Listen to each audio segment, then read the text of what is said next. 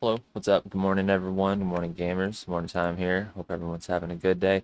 Diablo 4 or Diablo just released this video, or yesterday they released this video, Adventure with the Dev.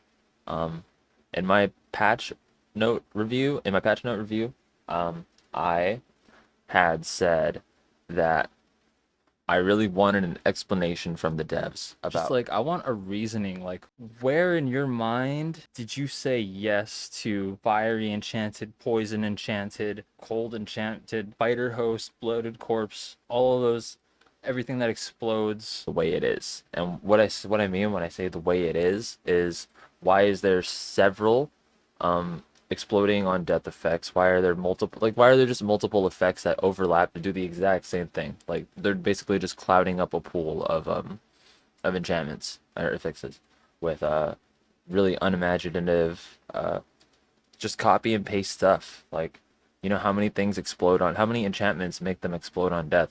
How many enchantments just spawn something under you? How many enchantments are there just to CC you?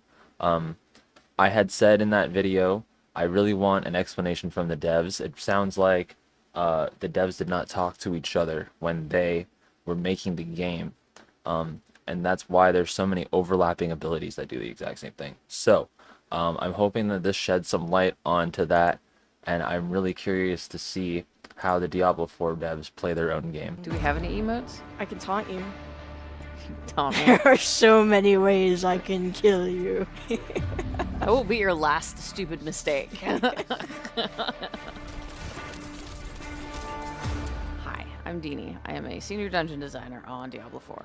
Howdy, I'm Josie, an associate designer on Diablo 4. What are we playing today, Deanie? So today, I wanted us to play Belfry Zakara, because it is pretty cool.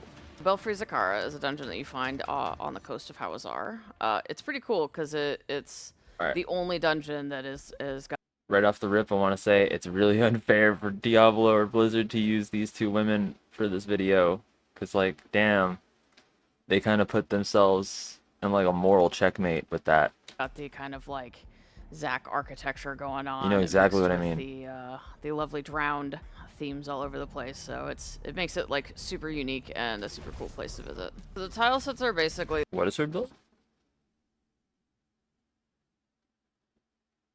Where's Berserking Shout? Where's the shouts? the look of like they're all the different like looks of the dungeons that we have in the game. You know, your standard caves or your crypts, or in Well, this tier case, one, these are okay. like Cathedral of Light themed or Zakarum themed. And Our dungeon artists mashing have the this A really cool button. thing they can do where they can add themes to stuff to make it stand out. So we've got like gore. I'm gonna if we hold my want, tongue like, for now. like body parts and stuff like that, or like spider webs, things like that. Spiderweb? What'd you say? Is this about? To make it stand out. So we've got like gore if we want like body parts. Oh, I and see. stuff So like she's that, talking about or, dungeon identity through art. Yeah. I would say that it does feel cool to be in some of the dungeons. I really hate dungeons like Ironhold though. It just feels like you're in a box. But a lot, yeah, a lot of the art in some of the dungeons are very good. I do like being in the drowned areas. I like water, so I mean that just feels good to be in those areas for me.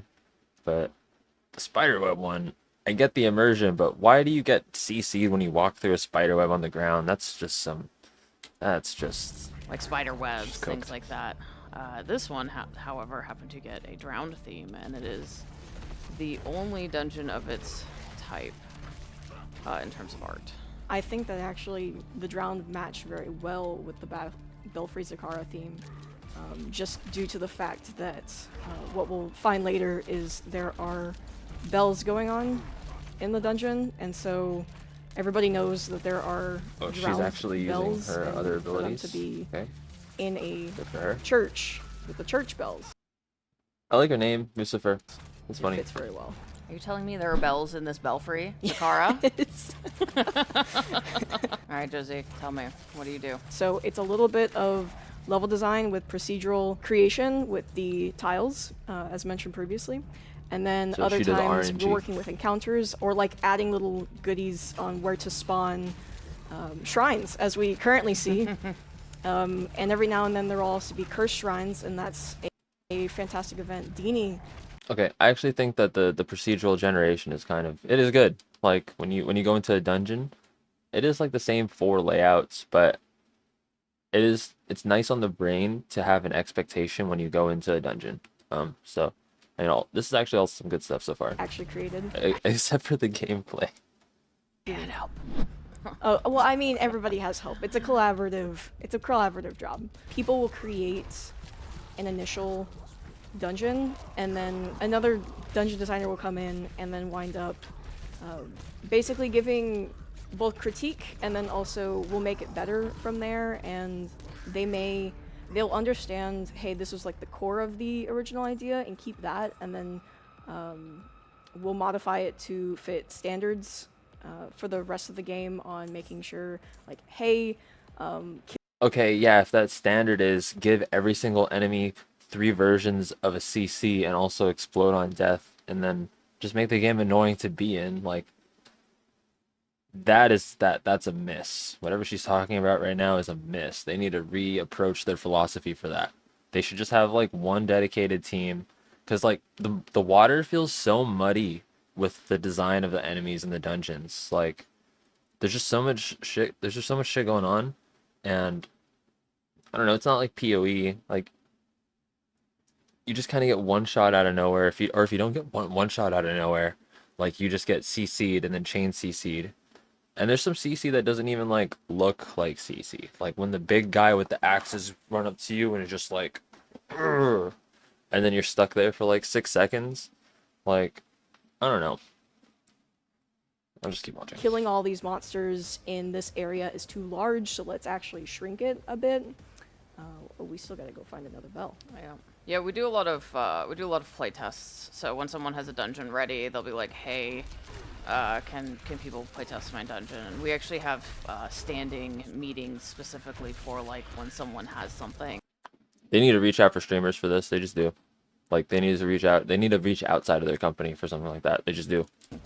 That they want to have play tested, and we'll all get together and like play test it, and then we have a board where we keep like feedback and stuff like that, so people can have like notes or whatever, and we'll talk about like what was good, what was bad, like Press what X. kinds, like when we'd offer like suggestions on like things well, that should she's talking. change or I things guess that that could makes sense. improve it, stuff like that. We try to involve as many people as possible, and then like Josie said, usually at some point we tend to like swap designers on dungeons, because collaboration is very important, and it also makes sure Swap designers on dungeons.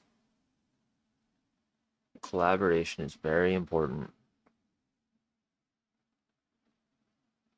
So it seems that I might have been half right in my patch note review, where I said that the devs all work together on one dungeon, but they're not talking to each other. I feel like the collaboration part has to be somewhat of a lie, because there's no way that a dev let Lightning Dome Cold Enchanted Death Pulse Avenger be a combo on top of the enemies already having like some like random amount of affixes that'll kill you as well. Like there's no way that a collaborative effort came to that conclusion that was okay. I just don't believe it. that like if there's like bugs in the dungeon later, pretty much anyone can solve the bug because everyone is familiar with all the dungeons. Exactly. So it makes the process go a lot smoother. Oh, conduit shrine. Oh, this is one of my favorite shrines. I love hopping around, and Bring back Conduit from D3. This one is bad. This one feels bad. there's a bell. Okay. I think the Conduit Shrine feels bad because it breaks your gameplay.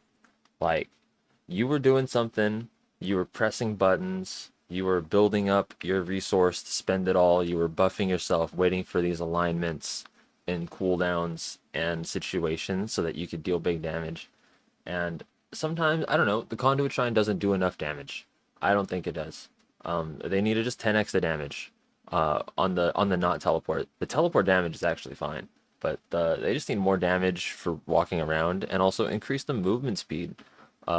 Almost every other shrine just gives you movement speed, like Artillery Shrine and Lethal Shrine give you some movement speed.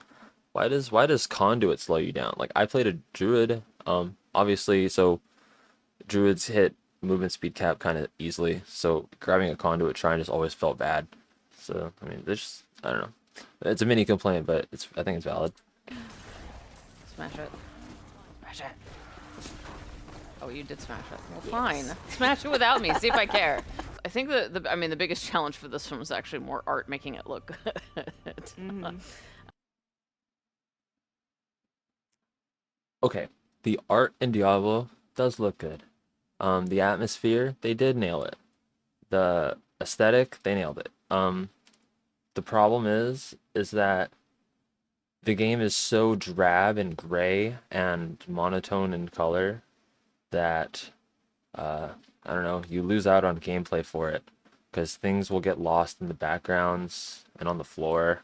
And even in the enemies, like things will get lost in the enemies because like you have like a gray projectile, or like here's a good example, shivering enchanted. It's not just cold enchanted. Cold enchantment is an explosion around the enemy.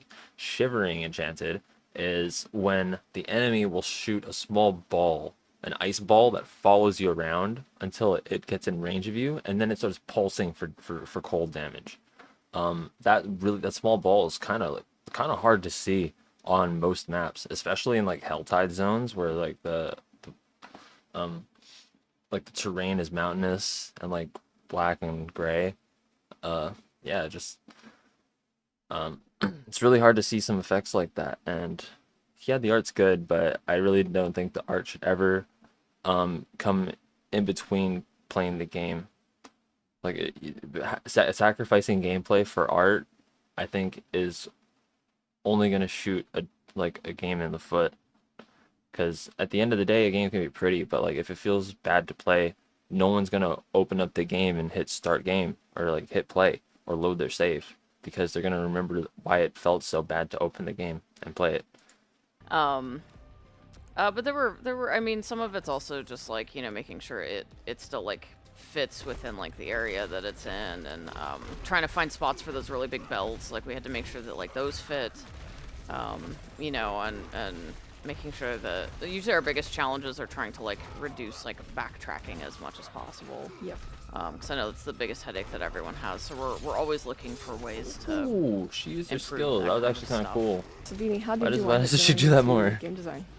Oh gosh, that's a long and storied question. I actually kind of always wanted to be a game Heal. designer. LB. Like it's been kind of my dream since the days of Nintendo. You know, back in like the 80s. You know, game Oh, design was CC'd. kind of a like you had to know someone. kind CC of thing. chain So on cam I by ended their up own giving devs. up on that initially and went to school for architecture instead. Got through most of an architecture degree, realized this is really not what I wanted to do, and then game design programs started popping up all over the place. So I hopped into She could have moved one out of of that. those. I have died. Hold on. Let me see if I can go. And then, It's funny that they just kind of like, that is a major complaint in the game from the players. And I know it's just like a fun little stream or whatever, but man, the fact that they just like laugh about it and gloss over it, like no comment on like the state of CC as the actual devs, I think that says a lot. Or maybe it doesn't say a lot, but implies a lot. yeah, so then I went to a school for game Oh, design. she was on it. And Wait, she learned didn't the even get hit basics by that I that. needed to know. Oh, Got she myself an didn't. internship somewhere, and then the rest is history. Nice. So how about you, Josie? How did you decide that this was the thing that you wanted to do? Make dungeons full of monsters? Funnily enough, I actually also went to a college of architecture, but underneath there, they actually had a visualization program, which included game design because, long story short, gaming software actually evolved from architecture software with like 3D rendering and whatnot. And so there, under their game design program, I was able to pick up a part-time job as a game designer, initially thinking I wanted to be an artist, but over time I just fell in love with being able to design things and like putting things together. Watch that again. I just fell in love with being able to She just wants to break the bell. I don't know. There's nothing wrong with that. It's just I find it amusing. design things and like putting things together and player interaction, really focusing on like experiences and making levels and environments that people have fun in. I feel so like elated just due to the fact that being under NDA for so long, which granted I haven't been on this project as long as Dini has, but being able to finally be able to tell friends like, oh hey, here's the game, go try it, and like tell me what you think, and being able to see everybody just so happy with it and taking critique. She exists in an echo chamber? Does she go? You don't have to venture far to know that people don't like Diablo 4. Like, okay, I'll say this. The less you play Diablo 4, the better of a game it is. Because if you play it for 1 hour and you get CC chained one time in that hour, like, how long is an hour, right? An hour is 2 potions, 2 elixirs. Like, you know, I'm sure most gamers can stomach that. But anyway, let me finish my point. You know, you play Diablo for an hour, you get CC chained one time, or like, you know, whatever annoying aspect of the game that you find annoying happens, you know, you only spend an hour playing the game. But if you're like an 8-hour, 12-hour, 16-hour grinder of ARPGs, that is going to annoy you endlessly all day. Like, it's fun to play Diablo in small bites. It's like McDonald's game. But for a long time, like, you know, after like the second hour, like the veils, like everything starts to get peeled back, and like you can start seeing like things that just don't make sense, and just yeah, just like why do some things happen? Like, you know, if it, like here's an example. You play for like an hour, you're just doing some solo dungeons. Maybe you do like a sigil or two, maybe like farm some Helltide, and then your friend gets on, and then you want to do a nightmare dungeon with your friend, and like you keep getting like drifting shade, lightning dome, and it's like those are totally doable, but like in a group it's just really annoying. Like, you know, it's not good. Like lightning dome in a group is not good. The fact that it only follows one player, it just makes it so unnecessarily difficult. Like, and then it's the opposite for drifting shade. They spawn a drifting shade for every player, and that's way too chaotic. Like, you end up with like rooms where half of it's covered in blind, and then that's like also not even considering whatever the enemy is doing to the room as well. So that was just out of touch. Like, unless she lives in an echo chamber, like, I don't know what she's talking about. And like responding to it as fast as we can. Just overall loving to hear people boast about it, and getting to basically flaunt like, hey, this is what I've been working on for the past long while. My wife's family is huge Well, I guess, you know, congrats for finishing a AAA game. on I take that back. The game is unfinished. Congrats for partially completing a AAA game. Diablo. So it's been a lot of them like asking me like where everything is, and like where all this stuff is hiding, which I'm like, well, I can tell you about the Yeah, where's all the stuff hiding? Like, yeah, I don't even go there. I don't even go there. As far as I get. No, it's been pretty cool though. Like, it's they don't often get together to play games, so they've got like a Discord server going, so it's kind of cool like watching them all like go through and actually get together and like, you know, play the game together and stuff. So it's been kind of a mini family bonding moment. I think the other thing is like this game is so expansive that initially I was thinking, oh, I worked on it for so many years, I'm not gonna play it as much whenever the game fully releases, but I've been pleasantly surprised. Like, the game is so expansive. Like, while I've worked on dungeons, the overworld alone, like there's so much content there, and there's so many other dungeons. Have we reached the point in the video where they just start lying? I'm confused. Like, the first half of this, like, I was on board. Like, they were just talking about some fun art stuff, and now they're just talking about how good the game is, and that's just simply untrue. Like, the game is unfinished. What was there to do in the overworld besides events and wait for the next Helltide, which they cannot do, by the way. Look at my mouse. They can't do Helltide. Like, what overworld content was she talking about? I'm confused. Like, we literally reached the point in the video where they just start lying. Dungeons I just haven't worked on. There's always content to go look forward to and playing too. So we're at the drowned sea hag. As you can see, she's quite the lady, and she loves making your life miserable. Yeah, she leaves They designed it to make your life miserable. Keep that in mind. puddles on the ground that you have to make sure you don't step on or get pushed into by the waves rolling by. Like that. She was actually the big boss of the BlizzCon demo back in, what was it, 2019 or whatever, when we announced the game. Oh, really? Yeah. She was what everyone fought. We had this like cool sequence with a cave that was like flooded and you had to like drain the water, and you'd find her at the end or whatever. So she is one of many bosses that we have floating around. She is also one tough SOB. I remember the vampire boss being also quite difficult as well. Oh, bloodsucker. Alright, can you stop and let me hit you, please? We got her nearly halfway. In my experience, bosses go. aren't that bad. That's good, I'm running out of Bosses in Diablo 4, it's either one-shot them or slog through it. They're just like they're not good. Motions. Okay, I won't say they're not good. I'll give them like a fair like review-ish kind of thing. Like bosses in Diablo, they don't have a lot of mechanics. The mechanics that they do have, they're either not punishing enough, or if they are punishing, it's too punishing. There's no line between one shot and I don't know, like not dying. Like if you either don't die, so it's not scary, or you get one shot, so it's bullshit. Yeah, there's no in between. I feel like.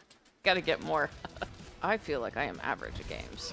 And then again, the mechanics for the bosses are like brain dead, and they're just, I don't know. It's not great. It's good enough. I think it is good enough, but it's definitely not great. I don't know. It kind of depends. Like one of the cool things about our dungeon group is that we all kind of have like different games that we like and different games that we're good at versus not good at, or like, you know, some of us are a little more casual, some of us are a little more hardcore, and it's kind of cool because then we can try and find this like balance between all of our stuff, to make sure. No offense to her and her friends, I'm sure she has a lovely friend group, but they just need to watch streamers, dude. Just watch streamers and read their chats, to be honest. Like, when did it become such a ridiculous thing to consider actual player feedback? And not have to go on the back foot and do damage control streams for decisions that had no gamer's mind. Like they just didn't pay any mind to anyone playing the game besides, it sounds like their friend groups. Like, it really sounds like people at Blizz just kind of sourced all of their ideas from other people in real life, when there is dedicated communities. Like, these ARPG communities are so passionate for ARPGs. Like, you know, if someone plays the game for 16 hours a day every single day and they've recorded it every single day, you can probably assume that they have some very fair, critical, and important like criticisms about the game. And the fact that they just don't talk to them, or like they just don't collaborate with these streamers. And in fact, I believe when the game first came out, they probably just watched Rax's tier list video and nerfed everything in the first 5 minutes of it. It's, I don't know, it's like reactive and disgusting, to be honest. But it's Blizzard, multi-billion-dollar company. You can scold them all you want, and they're still gonna do shit like this. Like, no offense to these women. I'm sure they worked very hard for their for their job. I'm not gonna say that they made a good game, because I genuinely don't think that Diablo 4 is a good game. But, you know, it's just unfair that Blizzard is. I feel like they're just using these women for this video to, you know, just take a moral high ground. Make it seem like, add a layer of defensiveness so that you can't criticize the game, really. Like, I don't know if that's weird to say, but it is what it looks like. That's what's happening.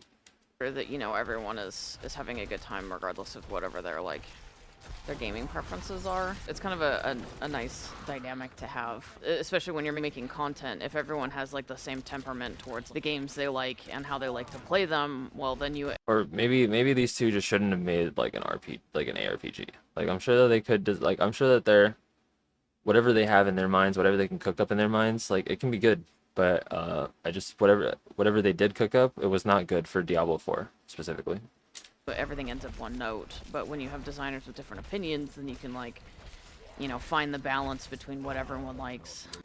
You don't need designers. Well, you do need designers with different opinions, but the designers need to talk to the people playing the game. Um, yeah, I just can't stress that enough. Like, there are people playing the game way more, and they understand the mechanics that the developers put into the game. Um, yeah, it's super valuable information that I feel like they just never use. Make the appropriate But when has Blizzard ever admit that they were wrong? compromises, and then more people get to have fun with your stuff because you're trying to cover more of your audience. Yeah. And we beat the boss! I really want to make a fanfare, but it's the wrong genre, so. Do we have any emotes? We have... I can say hello. I can taunt you. Taunt me. There are so many ways I can kill you.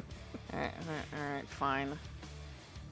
This will be your last. I will be your last stupid mistake. Well, thank you, Deanie, so much for playing, and Yes, thank you for playing with me. I know we do this on a daily basis, but this is a special occasion because we've got friends this time, and they got to Exactly. experience this with us. Thank you for joining us. Thank you for playing our game. We're loving all the positive feedback from it, and it helps keep. All right. Yeah, I mean, these two were pretty wholesome, not gonna lie. I didn't like when she just started lying around like minute 7. But I mean, it's like okay. fun. No, it's been pretty cool though. this... So it's been kind of a Like, mini what'd you say? family bonding moment. I think the other thing is, like, this game is so expansive that initially I was thinking, oh, I worked on it for so many years, I'm not Okay, first of all, it was not expensive. gonna play it as much whenever the game fully releases, but I've been pleasantly surprised. Like, the game is so expansive. Like, while I've worked on dungeons, the overworld alone, like, there's so much content there. There's not a whole lot of content there. I mean, there's like quests and altars of Lilith and Hell Tides, but I mean, from the looks of it, like their characters aren't doing any of that. And there's so many other dungeons I just haven't worked on. There's always content to go look forward to and playing too. That's also a lie, but that goes back to my like, if you play the game for a long time, it's a bad game. If you play the game an hour a day, you probably think it's a good game.